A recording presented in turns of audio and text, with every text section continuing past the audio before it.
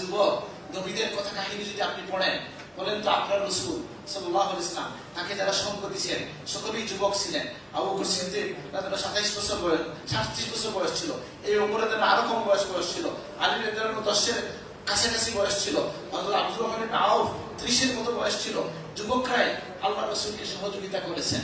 এবং উলামায়ে কেরাম বা হযরত ইবনে মাসউদ বলেছেন, মা মিন নবী ইল্লা শাবান, যে কোন নবী তিনি যুবক অবস্থায় এসেছেন। ইব্রাহিম আলাইহিস সালামের কথা আসছে কি, সামিনা ফাতাই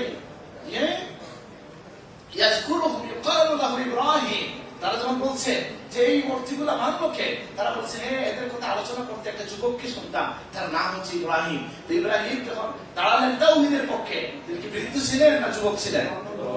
হ্যাঁ, আমার রাসূলুল্লাহর সাহাবীগণ, আর যৌবন মানে 40 বছর পর্যন্ত তাই ধরা হয়, নবীগণ সকলেই কি যৌবনে তারা আল্লাহর পথে সময় ব্যয় করেছেন।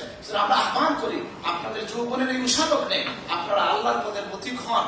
যে যুবকের কথা হাদিসের মধ্যে এসেছে, সামাতুল ইউজিল্লুহুমুল্লাহ তাহতা জিল্লা আরশি ইয়াওমা লা জিল্লা ইল্লা জিল্লুহু, আল্লাহর ছায়া থাকবে না, 7 শ্রেণীর মানুষকে জায়গা দেওয়া হবে।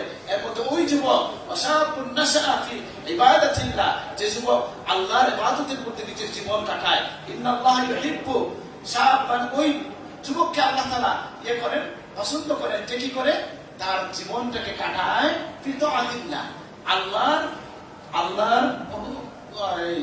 দ্বীনের পথে যে জীবন কাটায় আল্লাহ তাকে পছন্দ করেন। সুতরাং আপনারা যারা ছাত্র আছেন, আপনি দিনের কি কাজ করবেন? আমি কি মসজিদে বসে থাকবো না?